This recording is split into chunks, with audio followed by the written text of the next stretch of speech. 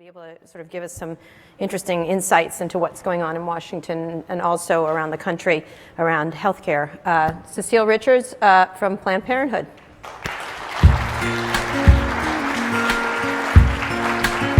Thank you. Good. So good to have you here. It's great to be here. Yeah. Out of Washington. I know it is great. We were just talking about. She's like, it's great to get out of the hellscape that is Washington. Hellscape is my expression, right? But you've had a tough year at Planned Parenthood. Why don't you give us an update of where things are? Because Planned Parenthood has sort of become just in the middle of every controversy around the Trump administration and also people who support Planned Parenthood. Right. Well, so it's true. It's been a tough few months since the election for sure. But I try to remind people that we started 100 years ago. We just celebrated our 100th anniversary, which is pretty amazing. And a lot of things have happened that have changed women's opportunities as a result. But we were born in controversy. We were founded before birth control was even legal, and our founder was thrown in jail, where she promptly taught all of her fellow inmates about birth control. So I feel like that we've always been in this sort of disruptive space.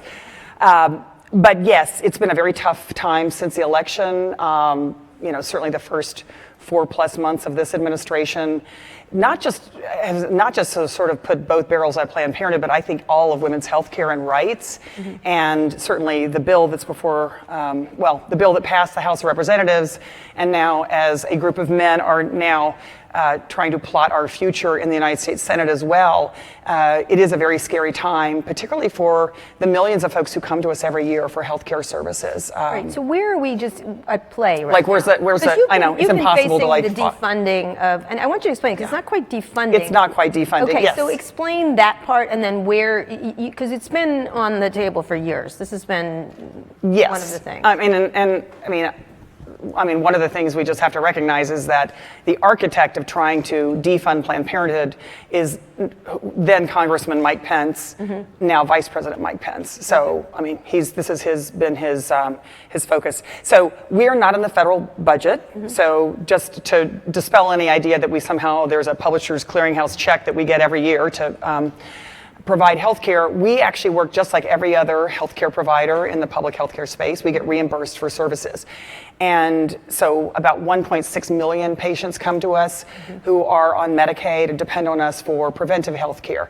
Now, one of the other things, so actually the legislation doesn't cut us out of the budget. It basically says if you want to get birth control, STI testing or treatment, preventive health care, cancer screenings, you cannot go to Planned Parenthood, which of course is somewhat ironic since the whole idea of this Republican bill is that everyone gets choice unless you're a woman and you want to go to Planned Parenthood. And so that's really what we're fighting right now, because half of our health centers are in medically underserved communities, places where, I was just back in Paul Ryan's own district, which maybe we could talk about, where we have 3 health centers that are totally at risk and where we only provide preventive health services.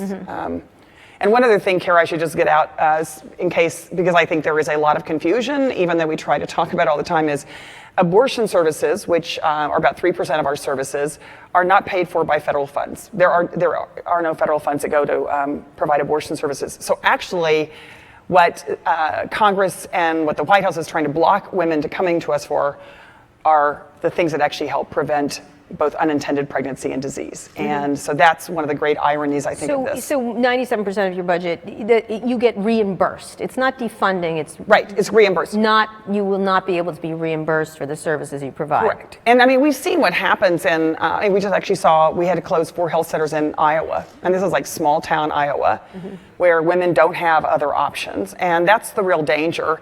My home state of Texas, where the legislature has been sort of hell-bent on trying to end all kinds of women's access to health care. We've now seen a doubling of the maternal mortality rate in the state of Texas and in the 21st century. That's just unacceptable. And so that's, again, I don't think it's not simply the impact on Planned Parenthood. The impact is actually on the folks we serve. Again, for many of them, we're the only health care they get. But the linkage is made between the abortion services you provide, which are not funded, and the stuff that gets reimbursed. Yes, but I think it's important for anyone who's been following what's happening this week. Actually, the White House now has an initiative to try to sort of overturn essentially the birth control benefit. So it's not just about access to safe and legal abortion, it's about access to family planning, which is actually hugely popular in the U.S. Yeah. I mean, probably among most people in this audience, folks use birth control, and it's really effective. And in fact, today, this year, we are at the lowest rate of teenage pregnancy in the entire history of the United States. And that's, to me, something to celebrate and something we should focus on doing more of, not ending access to healthcare. So where are you in the game? And then I'm going to get to bigger issues around healthcare and its delivery and how it's going to be delivered in the future. But where are we in the game right now with you with Planned Parenthood? This bill is moving through. Well, so a bill passed the House, but I think, as folks know, it was jammed through the House of Representatives. I think it currently has about 13% support in the country. So those are clearly folks who don't know what's in it, and they only got it through by no open hearings, no nothing, just jamming it through, passed by 4 votes. Now, and the CBO score, the Congressional Budget Office score that came out last week said 23 million people would lose their health insurance. We read about it. I mean, there's a lot of problems with the bill. So I don't know what they're cooking up in the Senate. There have been no hearings. There have been no open process. As we all know, they have a group of folks who are supposedly writing this bill. There are no women as part of that process, which you would think would be a concern. So it's hard to say. I think, though, they are going to try to do the same thing they did in the House, which is recognizing that it's hugely unpopular, jam it through sort of at the last minute, and hope they can sort of avoid the fallout that'll happen before the 2018 elections. Okay, so in that bill. So call your senator. Okay. That's what's more than All right. yeah. So in that bill, what happens to you? It means that specifically, literally the day President Trump signs that bill, folks on Medicaid can't come to us anymore for health care. Okay. And that's, it will be a huge disruption to particularly women who don't have a lot of options for health care and who rely on us for preventive health services. So we're going to see. They can't come for family planning. They can't come for their kids being looked at. They can't come for anything. None of that. And we will see the unintended pregnancy rate go up, absolutely. And I predict we will see the abortion rate go up in the U.S. And again, I mean, this is being voted on by folks who have never worried about getting pregnant, basically, and who have never known what it means to try to figure out, can you make the rent or buy school supplies or pay for your birth control?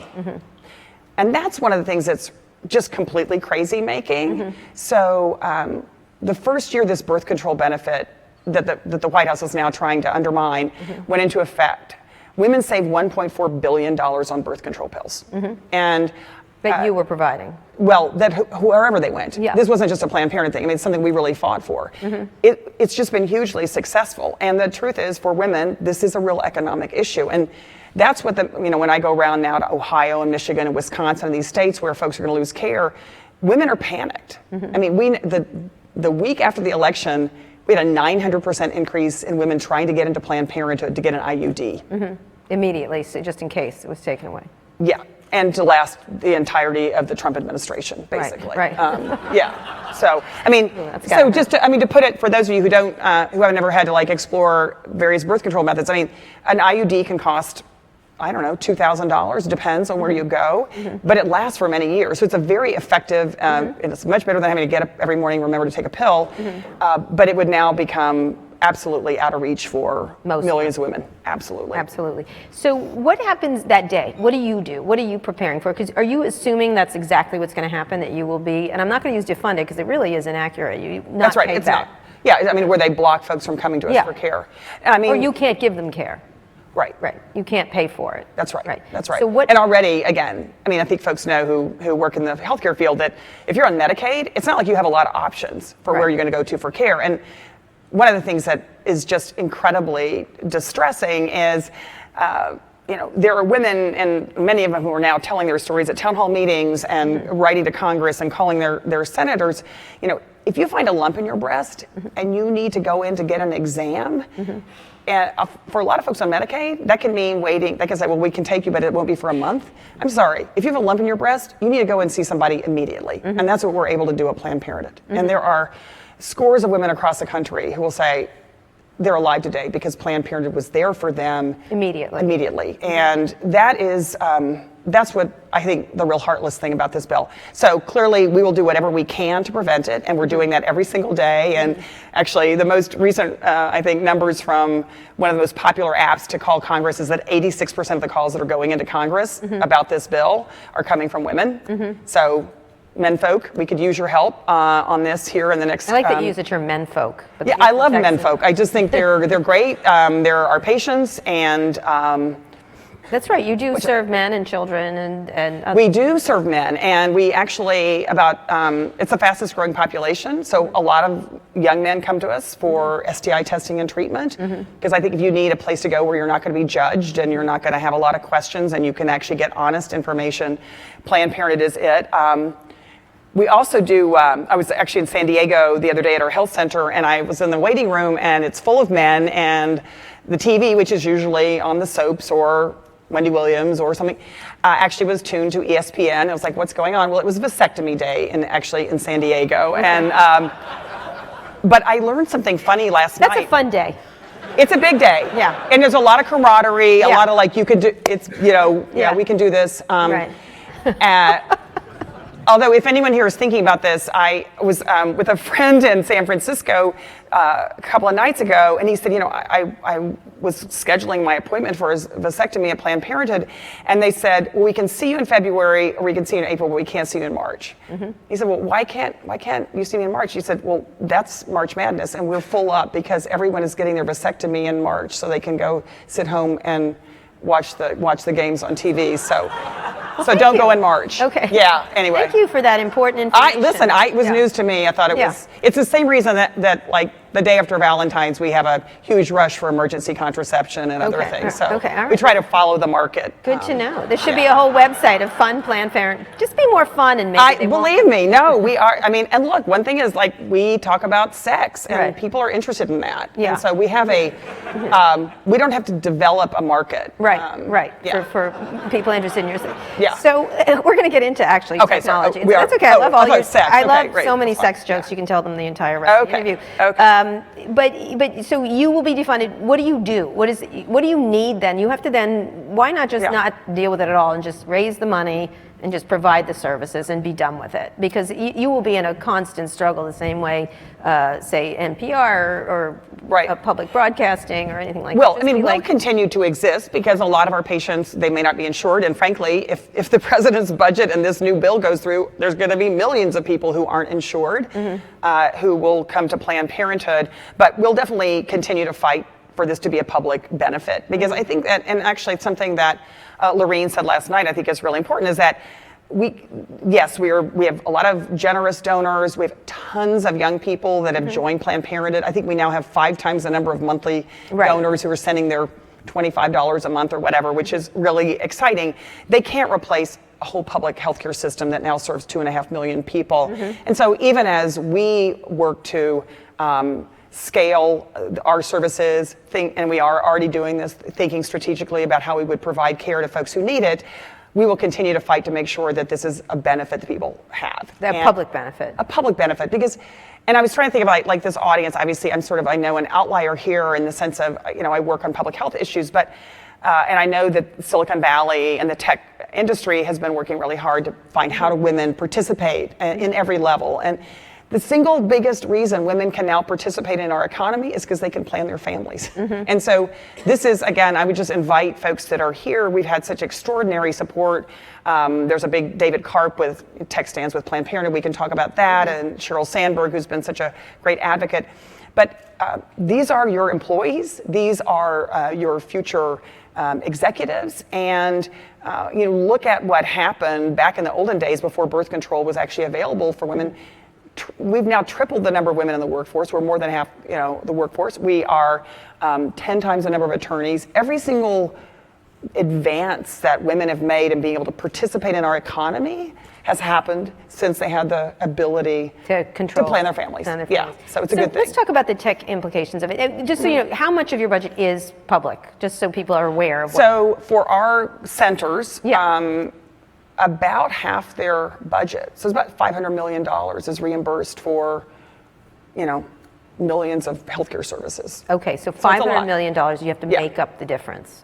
Yes, or find other ways to serve people. And I mean, again, and maybe that's where you're going. I think that we have been traditionally, I mean, for 100 years, we have been a bricks and mortar healthcare delivery system, and with great partnership from a lot of folks in the tech world, we have increased our ability to serve people in other ways without having to walk into a health center. So I think that we just continue to put that on exponentially and increase that investment. So talk about that, the investment, because one of the, a lot of people say, is there a moonshot for not just all kinds of healthcare services? Is there a way to, do you think about tech a lot? Because nonprofits aren't known for that. And you are a bricks and mortar, there's certain things you can't, certain things you got to do digitally give a vasectomy. That's right. Give a vasectomy. Maybe someday, not yet.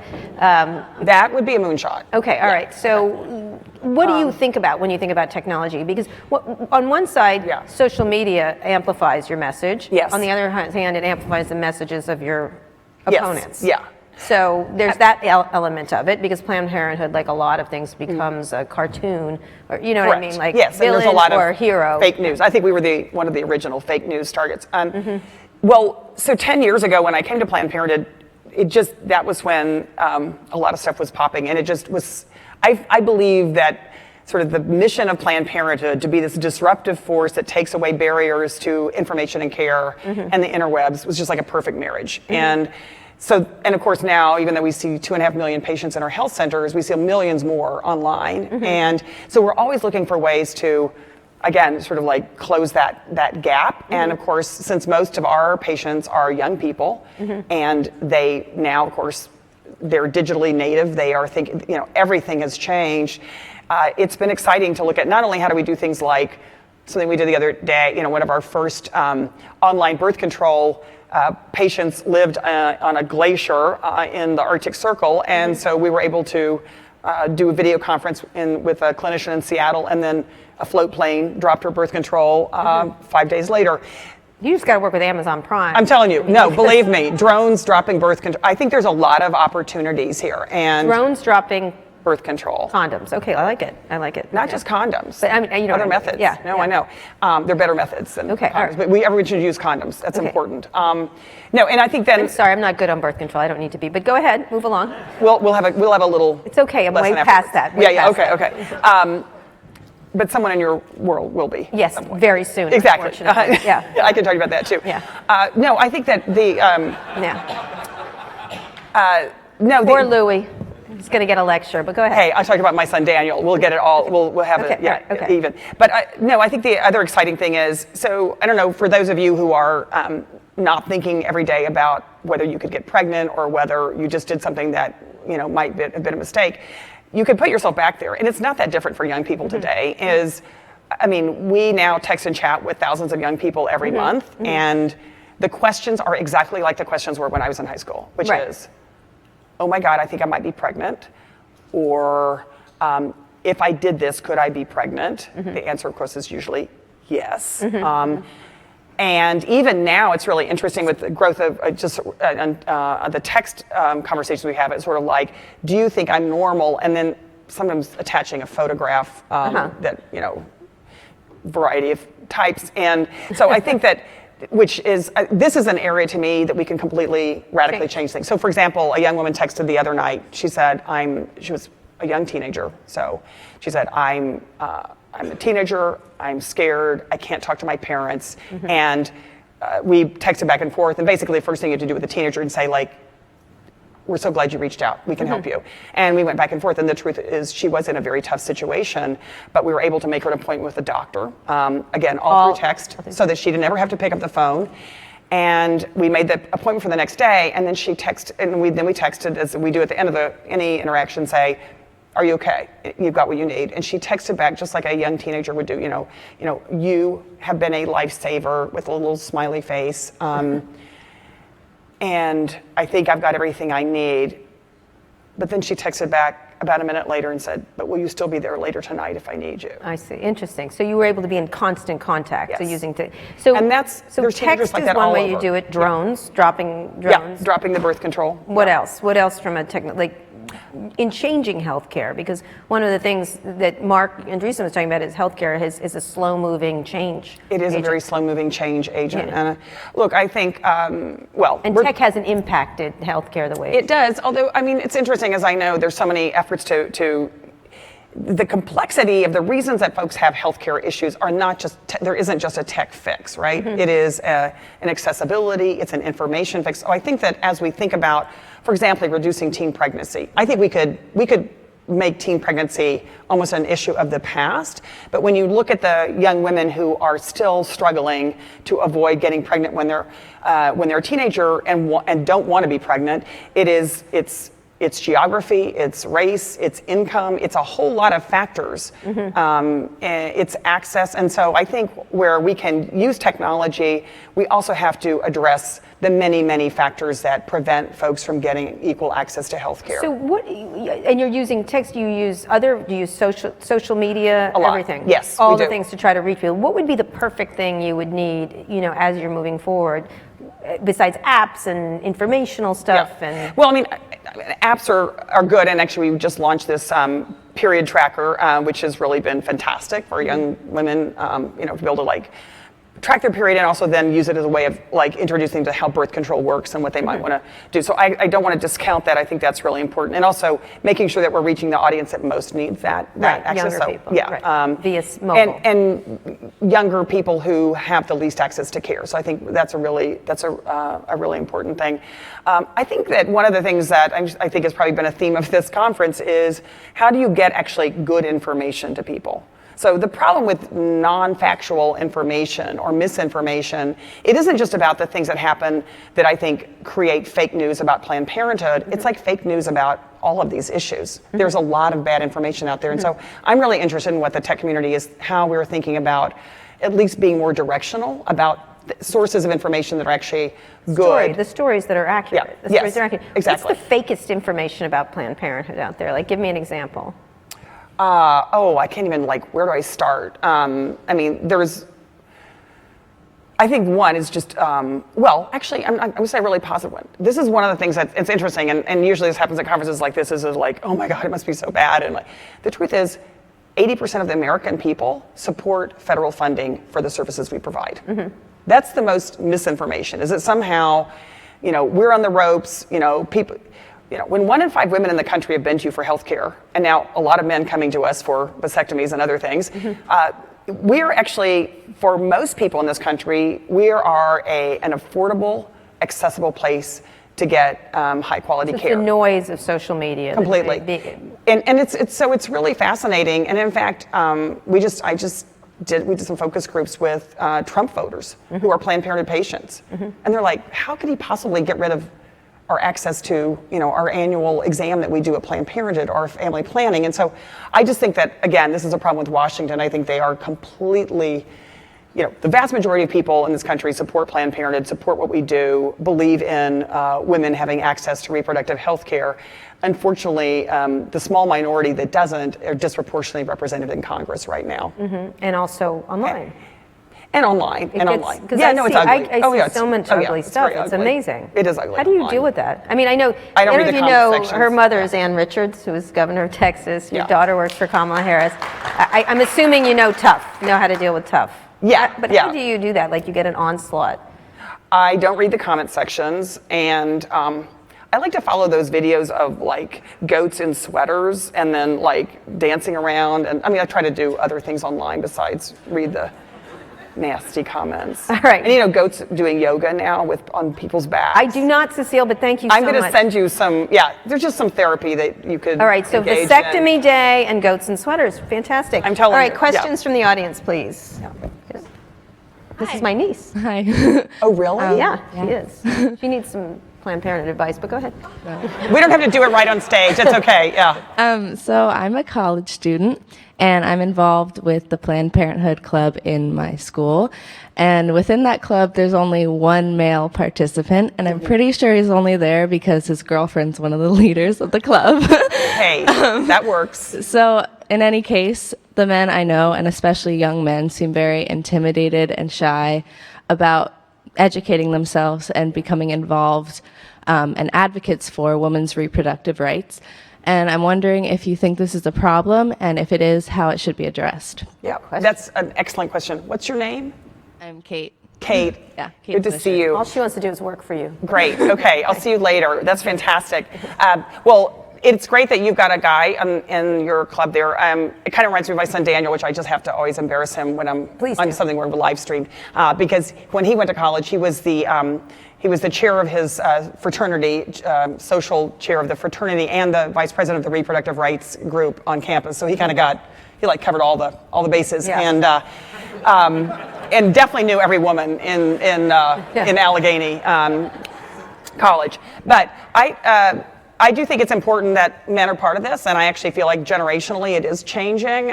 One of the things that I saw, I went to the women's marches. I don't know if any of you all did, but they were like unbelievable. And to me, there were many interesting things. One is that it wasn't just a march in Washington. It was 10,000 people in Salt Lake City, Utah, and biggest march I think ever in the history of Texas. But the fact that there were so many men participating, and that was fathers and grandfathers and brothers and sons, because I do believe we are hitting a tipping point in this country where men want their daughters to have every opportunity that their sons have. And that means being able to control their bodies and make decisions about their future. And so that to me is I just feel like I have seen that in the last 10 years. And that's exciting. So I think we're going to do a better job of inviting them in to be part of something, because there is no way we are going to win these battles long term only with women. So I think reach out to men, and what we're trying to do at Planned Parenthood is we have tons of men that are activists now, young men. We've got to make it a welcoming place. We've got to offer more services for men and lift their voices up, because it isn't, again, these are not women's issues. One of the interesting things too in terms of expanding our services not only to men, but we now provide transgender care in a number of states, because the same issues that women faced, in whatever '01 or whenever we started, in terms of being able to just go to someone and you could talk to about your body and your care, are the same issues that transgender patients face. And we're really proud to be expanding those services and making this about sexual rights and health for everybody, not just for women.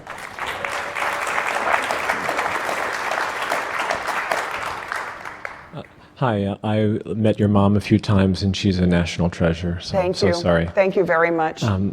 So since your non-abortion services are 30 times larger than your abortion services, why don't you spin off the abortion services into a separate entity, a 501c3? I'm sure there are lots of people who'd like to fund it and therefore preserve the 97%.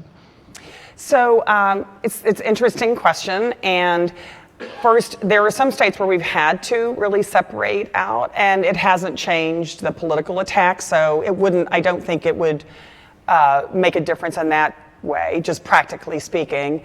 And the other is that, as I think we all know, is that abortion has been a right in this country for more than 40 years, but it's still incredibly stigmatized.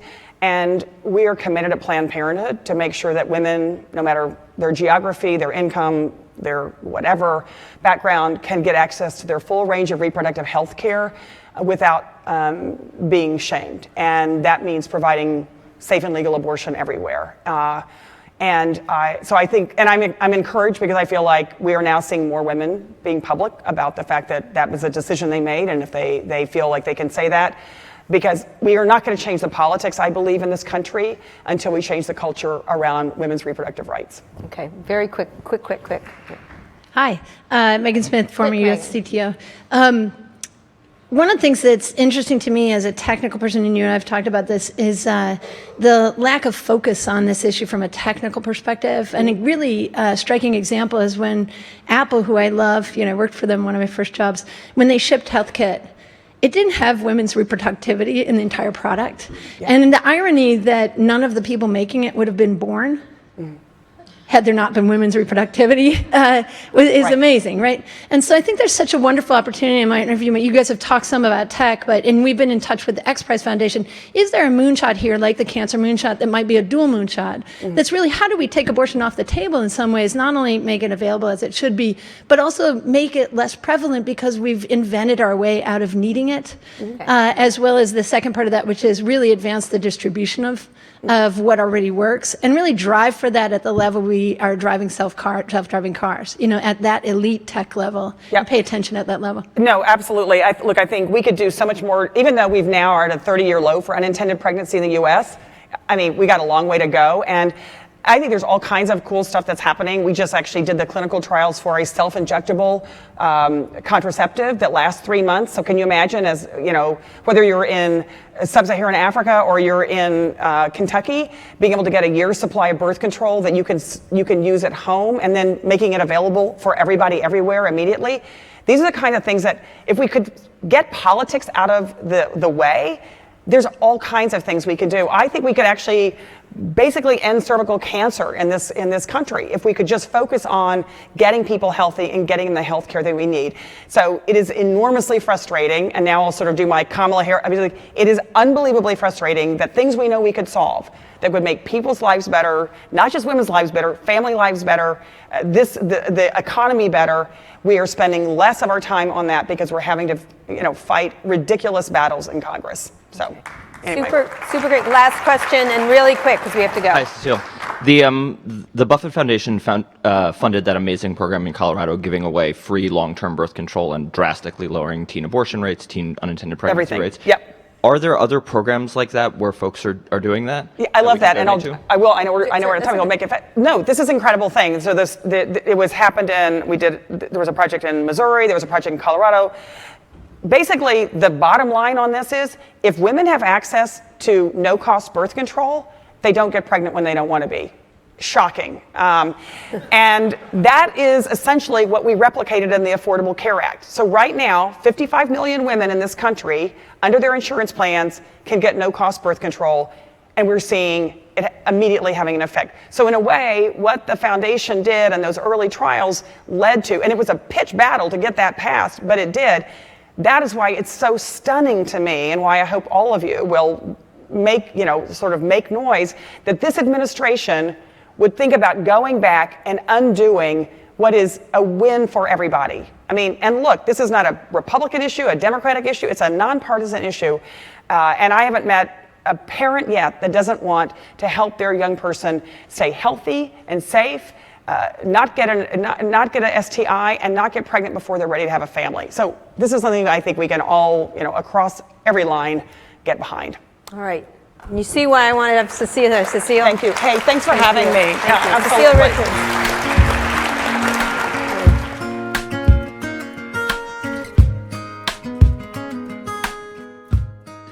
Ladies and gentlemen,